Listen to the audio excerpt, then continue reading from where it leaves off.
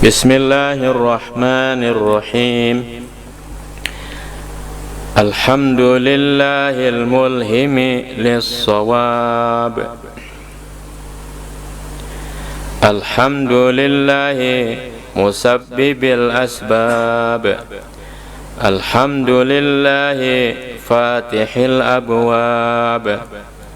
Alhamdulillahi mujris sahab.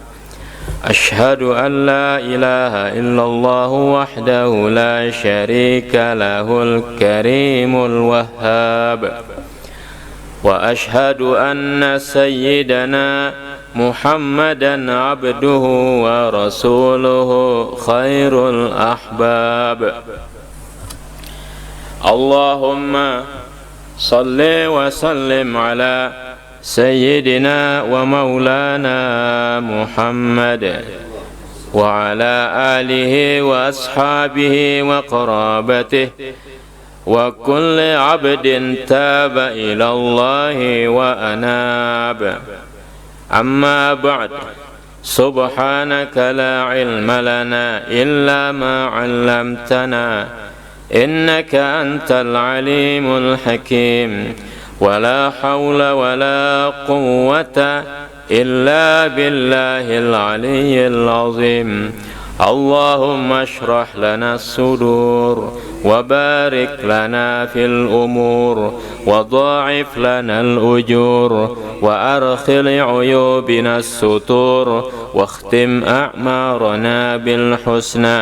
اللهم اهدنا واهد أهلنا وأولادنا وذرياتنا ومحبينا لأحسن الأخلاق وأحسن الأرزاق وأحسن القلوب وأحسن النيات وأحسن الأعمال وأحسن الأحوال. فإنه لا يهدي لأحسنها إلا أنت واصرف عنا وعنهم سيئها فإنه لا يصرف عنا وعنهم سيئها إلا أنت. Alhamdulillah, puji dan syukur hanya milik Allah Subhanahu wa ta'ala. Kita dipertemukan kembali dalam siaran kitab Al-Arba'un Al-Budaniyah Bizuhdi Warriqa. Arba'una hadisan an arba'ina syaikhan fi arba'ina baladan dakhaltuha min hadisi aw musnadi arba'ina sahabiyan. 40 hadis dari 40 guru pada 40 kota dari hadis 40 sahabat. Ini ada keutamaan menghafal 40 hadis. Barang siapa menghafal 40 hadis, maka ia diberi syafaat di hari kiamat oleh baginda Nabi sallallahu alaihi wasallam. Sampai kita pada kota keempat, yaitu kota Amuntai. Amuntai, kota bertakwa, ibu kota dari Kabupaten Hulu Sungai Utara di Provinsi Kalimantan Selatan di Indonesia. Amuntai kebanyakanlah tanah rawa, banyak airnya, banyak ikannya, dan banyak ulamanya. Banyak sekali ulama di Amuntai ini, jebulan Mesir, jebulan Makkah, dan bahkan jebulan Maroko dan lain-lain lagi, apalagi jebulan Benua juga istilahnya. Di Amuntai juga ada orang yang berasal dari luar Amuntai, tinggal di Amuntai seperti para habaib. Ada Habib Barakwan atau apa dulu itu ya. Udah ada Habib Muhammad bin Ali Segap, kemudian ada Habib Ahmad bin Al-Kaf Idrus, ada Habib Abdillah Al-Habsyi dan lain-lain, banyak. Cukup menyenangkan apabila kita berkunjung ke kota Amuntai ini nggak bakal kelaparan. Nah, banyak sekali warung-warung di Amuntai, ada warung itik alias bebek, ada warung ini, wah ramai 24 jam. Ada jajanan istilahnya atau wisata kuliner. Oh, itulah Amuntai. Ikon Amuntai saja adalah ikonnya bebek atau itik. Tapi sayang, orang menyebut itik Alabio. Di Alabio itu nggak ada bibit itik, Pak. Oh gitu ya, Masya Allah. Kami sering berkunjung ke Amuntai istilahnya dan beristifadah dengan ulama-ulama besarnya, dan mereka itu Masya Allah luar biasa. Ada yang lama sekolah di Makkah, Madinah, dan Mesir, dan banyak lagi. Hampir tidak apa-apanya kita kalau kita ke Amuntai. Banyak sekali ulamanya di Amuntai, ulama-ulama besar dari dulu sampai sekarang. Ada Tuan Guru Haji Khalid Tangga Ulin, Tuan Guru Abdul Rashid, Dr. Idham Khalid, dan lain-lain. Jadi kalau kita masuk ke Amuntai ini, Tuan Guru besar masuk Amuntai itu jadi Tuan Guru kecil. Apalagi kalau kita, siapa kita? Anbani Sayyidul Jalilul Mutawadhi'u Muhammad ibn Ali as-Saqqaf ijazatan bi Amuntai min Muduni Kalimantan al-Janubiyah bi Indonesia. An syuyukhihi minhumul musnid al-ustaz al-doktor al-Habib Abdullah bin Abdul Qadir bin Ahmad bil Faqih. An abihi al-Habib Abdul Qadir bin Ahmad bil Faqih. Al-Habib Ali al-Habshi. Al-Habib Idrus bin Umar al-Habshi bi asanidihi ila al-Imam al-Bukhari fi sahih Kitabur Riqaq an Imran ibn Husain radhiyallahu anhuma anin Nabi sallallahu alaihi wasallam. Mengkhabarkan kepadaku dengan ijazah itu Habib Muhammad bin Ali Sekap. Beliau orang Jawa asalnya kalau tidak salah, tinggal di Amuntai, buka majlis dan sebagainya. Majlis beliau juga ada di Paringin dan lain-lain. Di antara sadah yang ada atau habaib yang ada di Amuntai, ulamanya banyak juga. Habib Muhammad ini punya berapa guru, di antaranya Profesor Dr. Habib Abdullah bin Abdul Qadir bil Faqih Malang, sangat terkenal. Di mana Al Habib Abdullah bin Abdul Qadir bil Faqih ini kalau menyebutkan hadis, beliau menyebutkan hadis dengan sanadnya dari beliau hingga kepada pengarang kitab, hingga kepada Rasulullah SAW, dengan sanad sebagaimana hadis terdahulu, yaitu dari Habib Idrus bin Umar al-Habshi, dengan sanad-sanad beliau kepada Al-Imam Al-Bukhari di dalam sahih beliau. Kitabur Riqaq, Riqaq jamu apa ya, Riqaq yaitu yang melembutkan hati lah. Dari sahabat Nabi yang bernama Imran bin Husainin radhiyallahu anhuma. Imran dan ayahnya masuk Islam. Ketika kami belajar dengan guru kami yaitu Syekh Ahmad Jamhuri di Makkah Mukarramah rahimahullah taala, dia mengatakan di antara keistimewaan sahabat yang bernama Imran bin Husain ini, apabila kita mendengar namanya maka ketika itu mustajab doa. Maka berdoalah ketika kita mendengar nama Imran bin Husain, mudahan kita diselamatkan dari corona dan jangan merana. Anin Nabi sallallahu alaihi wasallam, daripada Nabi, qala Nabi bersabda, khairukum qarni summa alladhina yalunahum summa alladhina yalunahum. Nabi kita bersabda, paling baik kalian adalah qarni. Qarni artinya orang yang ada hidup sezaman dengan Nabi, semasa dengan Nabi, walaupun tidak 100 tahun. Jadi qaran itu belum tentu 100 tahun. Jadi satu qaran dalam Fathul Bari disebutkan yaitu satu zaman. Jadi zaman Nabi yaitu zaman di mana semua orang yang pernah melihat Nabi itu hidup.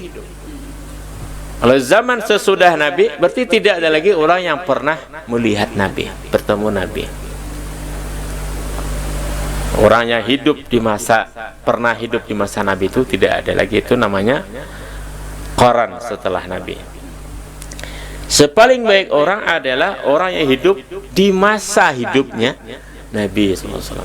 Oh, kalau kita ini sudah urutan keberapa baiknya.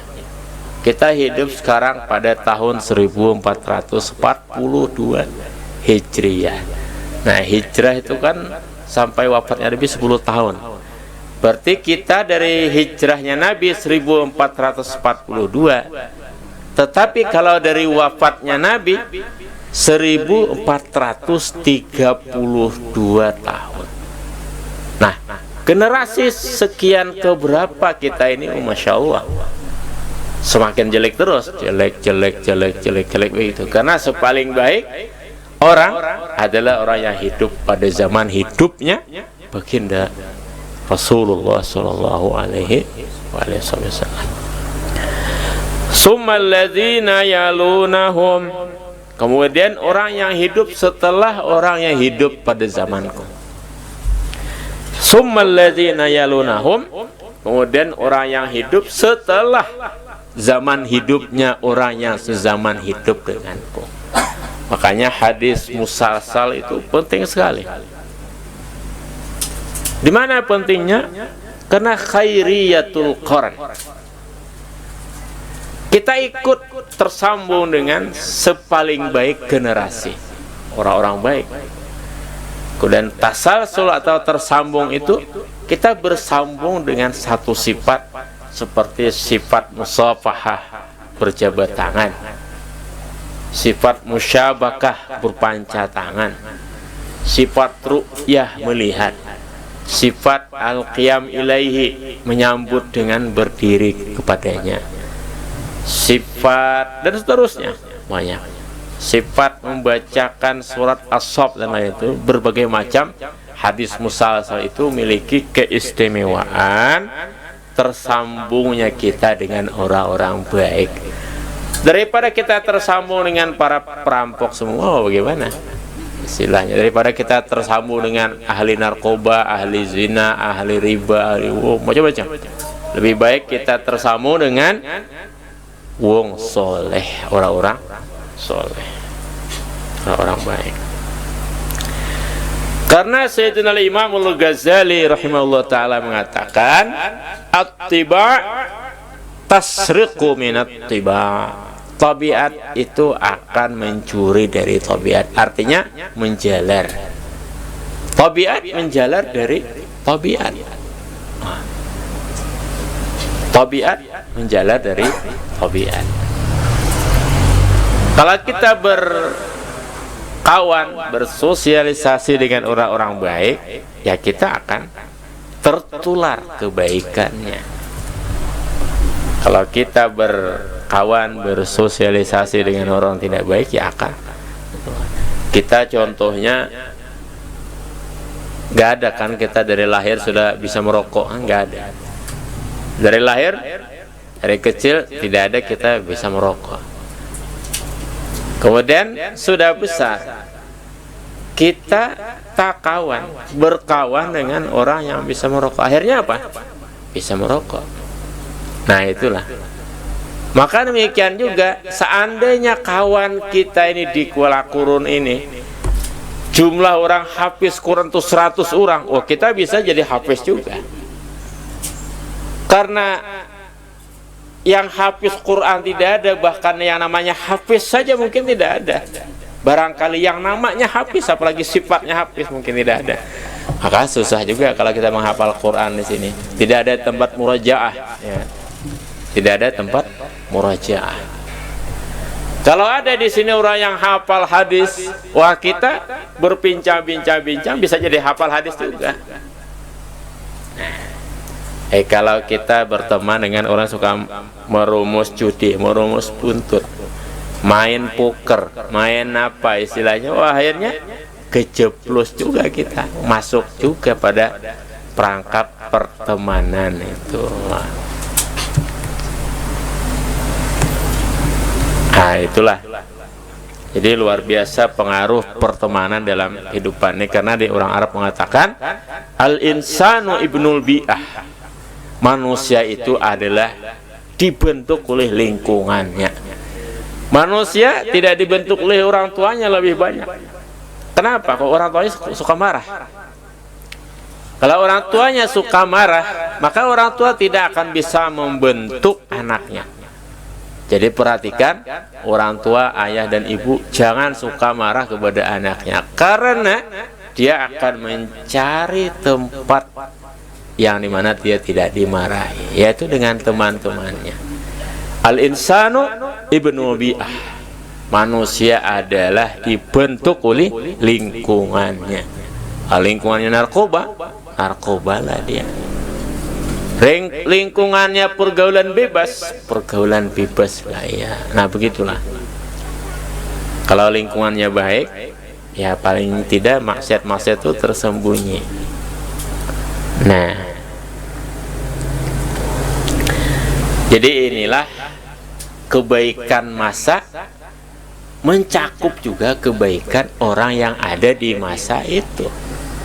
Jadi kebaikan, ada kebaikan masa, ada kebaikan tempat. Kebaikan masa apa dalilnya? Khairukum qarni summal ladzina yalunahum summal ladzina yalunahum. Ini kebaikan masa. Kebaikan tempat ada juga. Khairul biqa'i masajiduha wa syarrul biqa'i aswaquha. Paling baik tempat adalah masjid, paling jahat tempat adalah pasar. Nah, jadi kalau kita sudah tidak berada pada zaman yang istimewa, yang baik, jangan juga kita berada pada tempat yang tidak baik.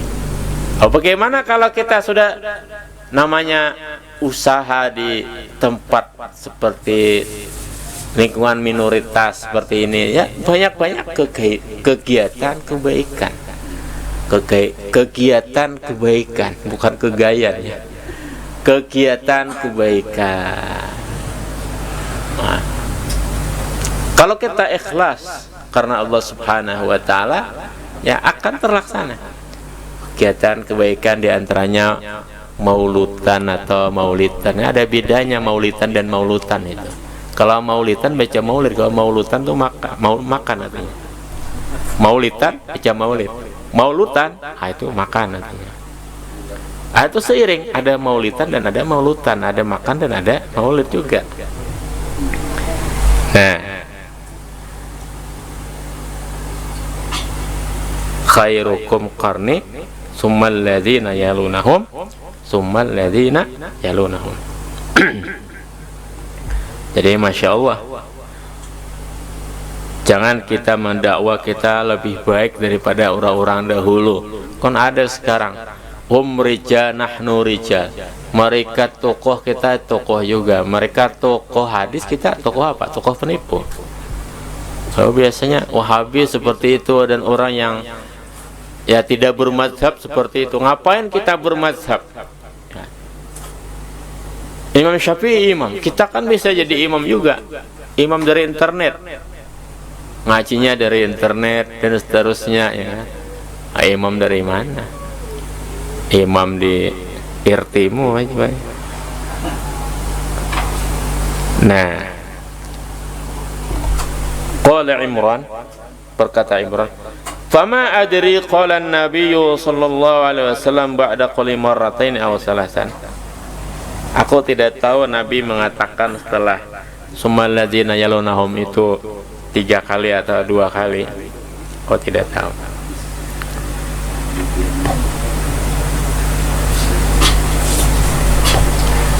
Dan itu berakhir pada masa 200 berapa itu?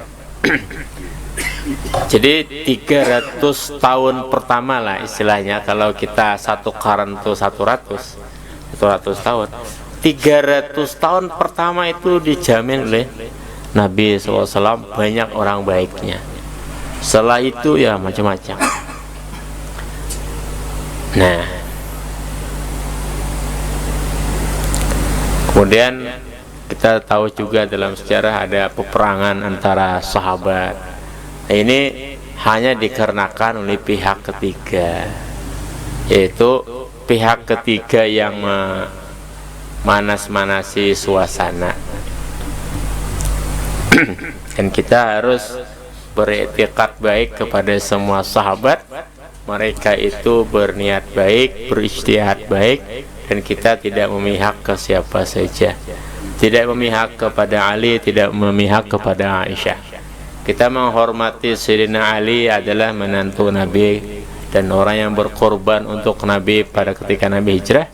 Kita juga menghormati Siti Aisyah sebagai istri Nabi dan putra dari Abu Bakar Siddiq radhiyallahu anhum ajmain. Semuanya dalam hati kita tidak kita beda-bedakan.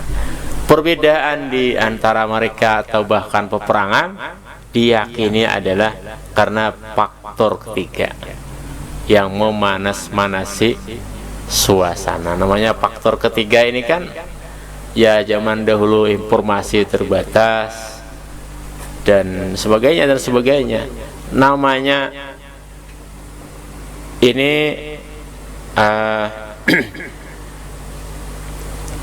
kayu basah. Anggap begitu. Para sahabat tuh kayu basah yang imannya kuat, hatinya kuat. Kayu basah kalau dielus-elus, airnya bisa terbakar gak? Kebakar juga istilahnya. Nah, kalau seperti kita ini kayu kering, mudah sekali terbakar, termakan hoax atau apa ibaratnya.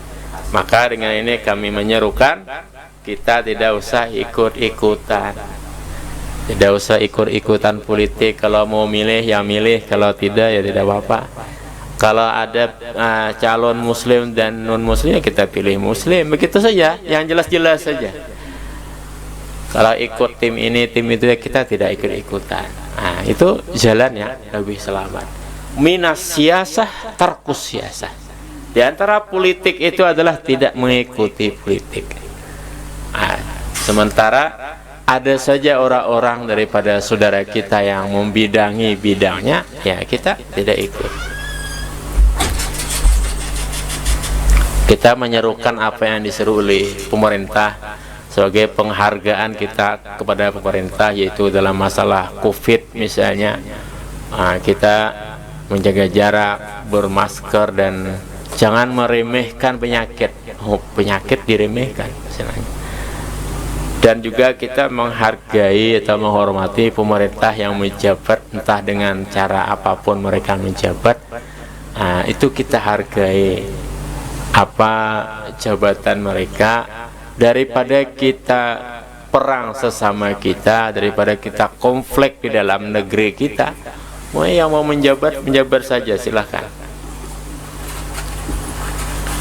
Nah, jadi banyak sekali kilas balik dari 300 tahun awal mula Islam ini. 300 tahun awal Islam itu banyak sekali kilas baliknya, banyak sekali pelajaran yang ada di situ.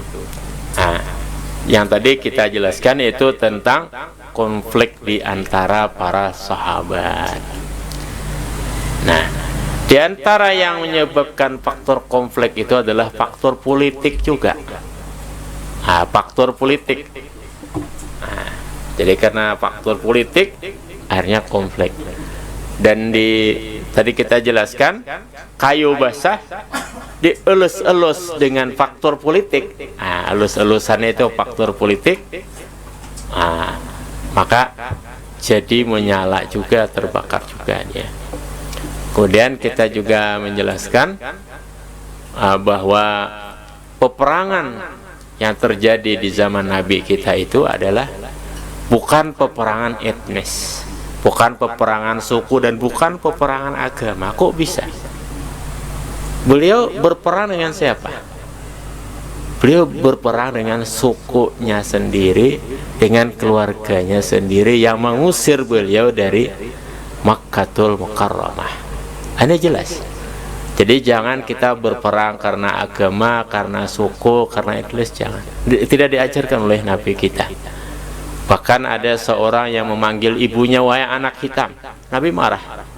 Ini nih jahiliyah seperti ini. Iya kan? Jahiliyah, keetnisan. Anak hitam ini maksudnya bukan asli sini. Jadi pribumi dan non pribumi itu kita jangan ikut-ikutan. Kita hargai saja. Namanya kita kan mungkin mbah nenek moyang kita juga mungkin bisa orang Dayak juga atau orang mana, kita tidak tahu. Jadi kita tidak usah mendikotomikan pribumi maupun non pribumi. Siapa yang bagus akhlaknya, bagus pribadinya, ya monggo silahkan. Nah, takutnya kalau kita ke suatu daerah dianggap juga bukan asli daerah, bagaimana? Jadi kalau kita mendikotomikan pribumi dan non pribumi, kita mungkin keturunan Arab, atau sahabat kita atau istri kita keturunan suku apa, kan rumit jadinya. Jadi peganglah prinsip berbangsa dan bernegara ini, Republik Kesatuan Negara Kesatuan Republik Indonesia atau NKRI dengan dasar negara Pancasila dan Undang-Undang Dasar 1945. Seperti anggota DPR aja saya.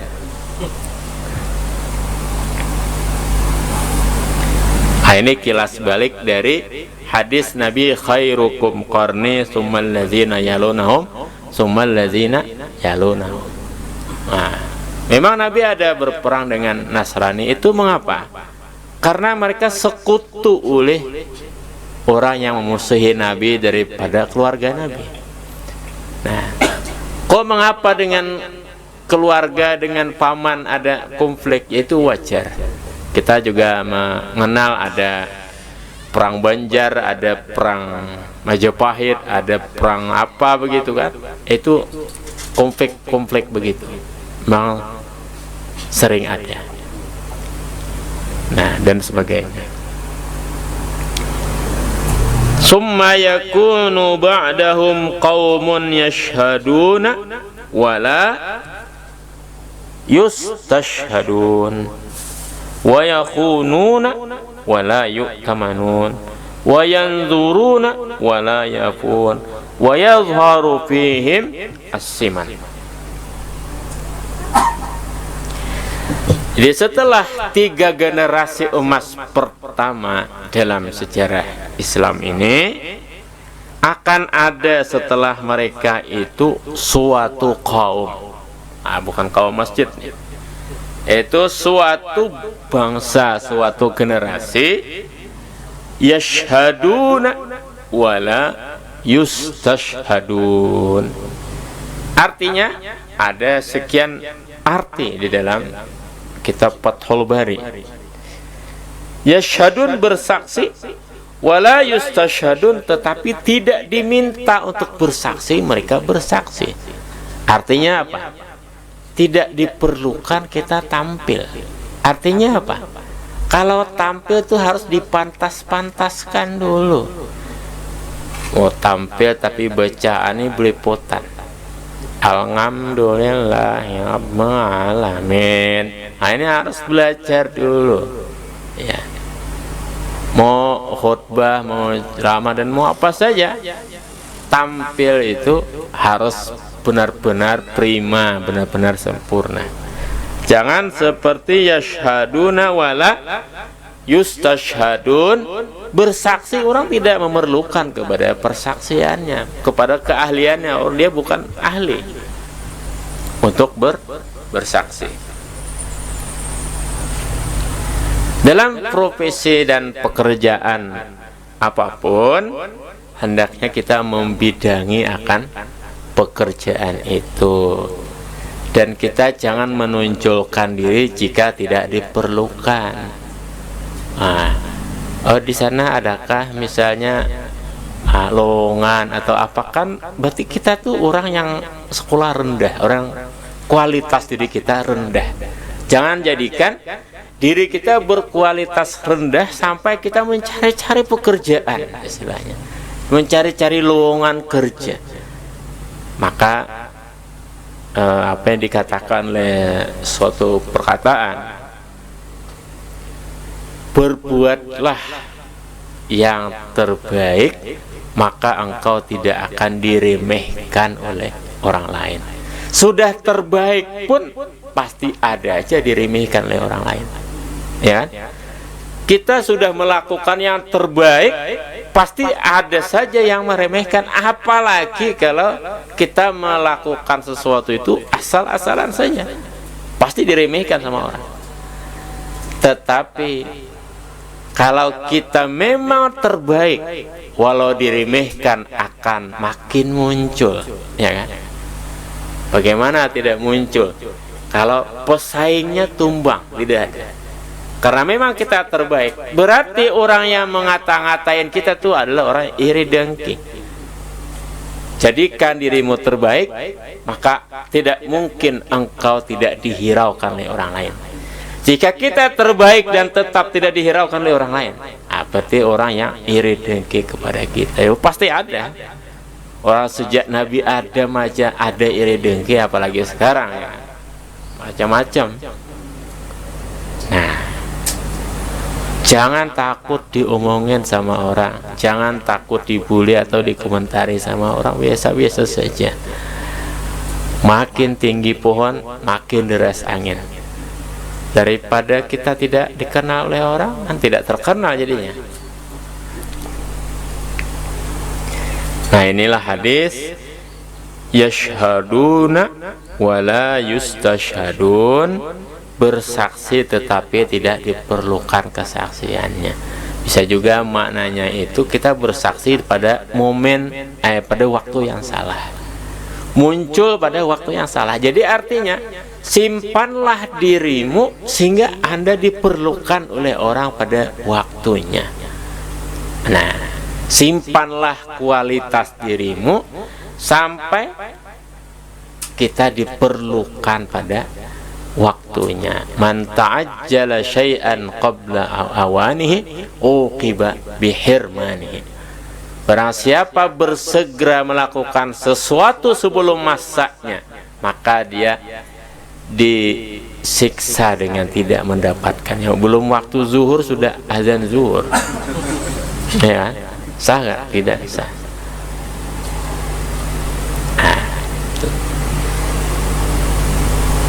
Yashhaduna, ini adalah itu bagian dari manajemen diri yang diarahkan oleh Nabi dalam hadis yashhaduna wala yustashhadun. Jadi pantaskan diri kita ini sepantas-pantasnya, kemudian simpan kualitas diri kita, jangan kita nampakkan. Kalau kita cuma kualitasnya sekedar beberapa gigabyte saja, kemudian kita nampakkan, kata orang, kita bisanya cuma lagu dangdut, kamu bisa lagu yang lain nggak? Lagu dangdut juga cuma lagu Rumai Ramaja bisa, atau lagu Mansur S saja. Akhirnya kita tekor keahlian kita, tekor.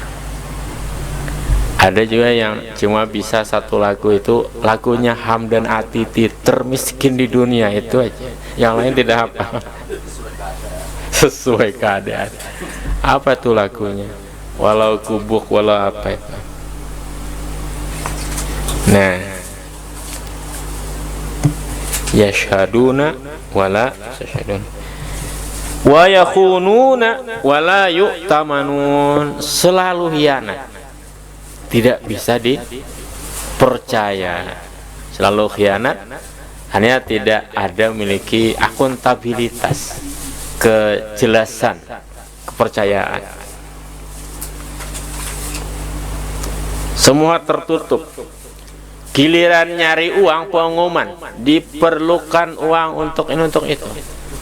Tapi penjabaran uangnya dipakainya untuk apa? Tidak ada. Ini mematikan dirinya sendiri. Nanti kalau dia nyari uang lagi susah.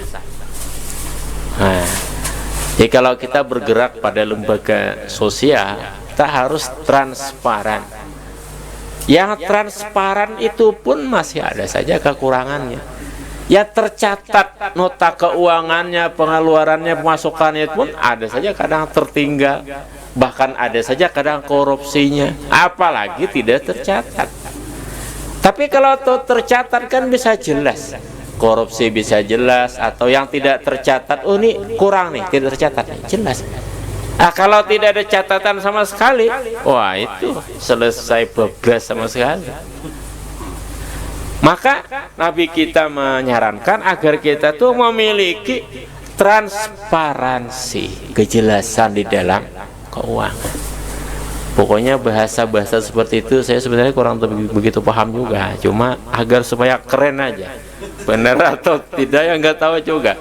Mau transparansi, mau akuntabilitas itu apa, entah itu apa artinya dan apa maksudnya, supaya saya keren aja. Kalau salah ya mohon maaf, cari di kamus saja lah. Jadi sifat-sifat yang tidak baik pada generasi setelah generasi 3 generasi emas, 300 tahun generasi emas itu, pertama, menonjolkan diri tetapi padahal kualitasnya pas-pasan. Menonjolkan diri tapi kualitasnya pas-pasan. Aneh sekarang orang kita ahli qiraat 10 jarang, ahli qiraat 7 jarang, paling ahli qiraat-qiraatan aja. Coba kalau sesuatu itu didalami dengan baik, dibedakan mana qiraat hafaz dengan qiraat waras, dengan qiraat syu'bah, dengan qiraat muqasim, sebagainya ramai. Tapi orang-orang yang ahli sekarang ini susah, sehingga orang yang bisa ngaji sedikit aja dia panggil ustaz, istilahnya kan, saking ininya, padahal belum apa-apanya seperti ujung jarumnya pada generasi-generasi terdahulu. Dan kita sekarang ahli qiraat 14, ahli qiraat 10, ahli qiraat 7 mana ada, ahli qiraat 3-4 aja susah.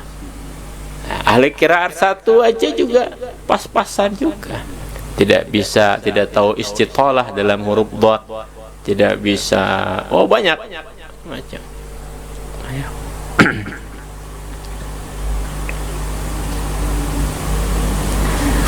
Jadi sifat generasi yang tumbuh setelah 300 tahun generasi emas itu, pertama, menonjolkan diri tapi sebenarnya belum pantas, belum matang. Yang kedua, tidak transparan di dalam keuangan, itu khianat dan tidak amanah. Yang ketiga, wayanzuruna wala yafun, mudah bernazar tetapi tidak konsisten, mudah mengucapkan sesuatu tetapi tidak konsisten memegang ucapannya itu. Wah, ini susah. Jadi ini ciri generasi yang hancur, menonjolkan diri tapi tidak pantas, tidak ada transparansi di dalam ininya, manajemennya. Kemudian kita istilah manajemen kayak orang kuliah juga, padahal ya kita uang deso. Kemudian ketiga, yanzurun, mengucapkan kata-kata, wala yafun, tetapi tidak menunaikan. Nazar ini bisa janji ya, nazar juga. Nazar kepada Allah, janji kepada manusia, sami mawon, sama saja. Bernazar kepada Allah dia mengucapkan, berjanji kepada manusia tidak ia sempurnakan, tidak ia tunaikan. Itu ciri yang ketiga pada generasi setelah generasi emas. Yang keempat, wah ini yang siap-siap kuping pedas ini mendengar. Wa yazharu fihi musiman, rata-rata wah gede perutnya, gemuk, nampak pada mereka itu gemuk. Ciri orang tidak berkualitas, gemuk.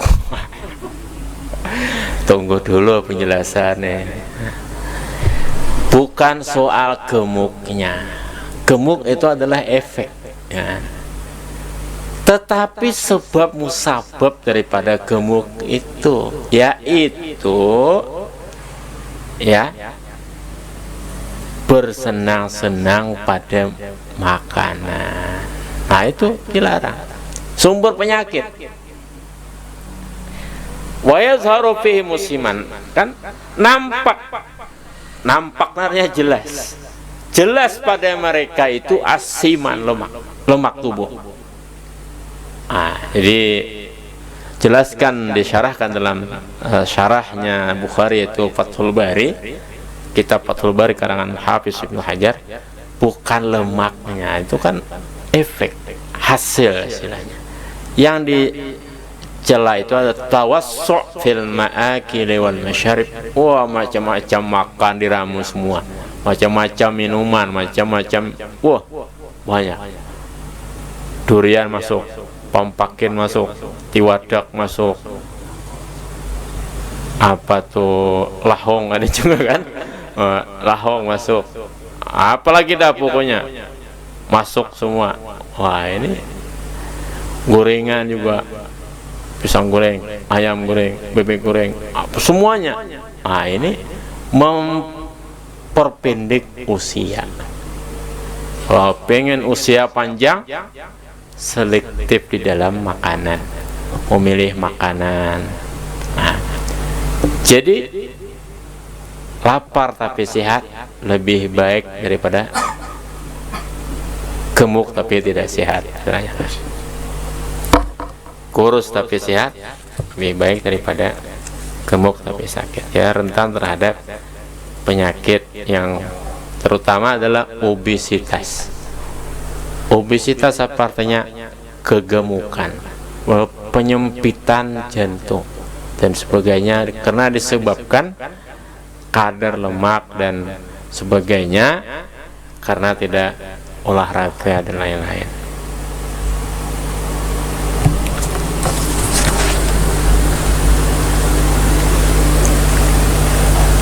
Dan banyak sekali jalur riwayatnya yang lain. Jadi bagaimana hadis ini menjelaskan bahwa di antara ciri generasi yang buruk itu adalah yang tidak terkelola pola makannya, mau makan apa aja. Mudah-mudahan kita diberikan kesehatan, keafiatan oleh Allah SWT. Mudah-mudahan corona dan merana ini berlalu dengan cepat, menjadi ceria dan bahagia, dan mudahan semua anak istri kita solehin dan solehat.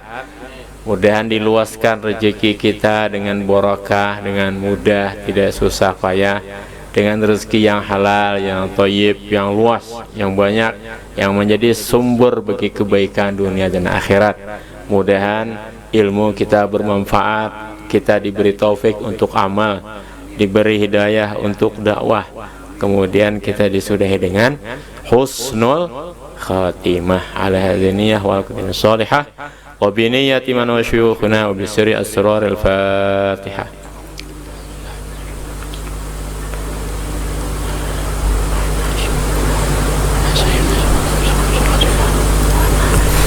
Alhamdulillahi Rabbil Alamin. Allahumma salli wa sallim wa barik ala Sayyidina Muhammad wa ala alihi wa sahbihi ajma'in. Allahumma anfa'na bima 'allamtana wa 'allimna ma yanfa'una wa zidna ilma warzuqna fahma. Ahyina wa tawaffana muslimin mu'minin wa alhiqna bis salihin ghaira khazaya wa la maftunin. Allahumma ighfir lana dhunubana wa li walidina wa li walidina wa li walidina warhamhum warham kama rabbawna shighara waj'al thawabana kullaha lahum birahmatika ya arhamar rahimin. Rabbana atina fid dunya hasanah wa fil akhirati hasanah wa qina adzabannar. Rabbana hab lana min ladunka dzurriyyatan thayyibah innaka sami'ud du'a. Rabbana hab lana min ladunka dzurriyyatan thayyibah innaka sami'ud du'a. Rabbana hab lana min ladunka dzurriyyatan thayyibah innaka sami'ud du'a. Rabbana taqabbal minna innaka antas samiul alim wa tub alaina innaka antat tawwabur rahim. Wa sallallahu ala sayyidina Muhammadin nabiyil ummi wa ala alihi wa sahbihi wasallam. Subhana rabbika rabbil izzati amma yasifun wa salamun alal mursalin walhamdulillahi rabbil alamin. Taqabbalallahu minkum. Inna wa minkum taqabbal ya karim.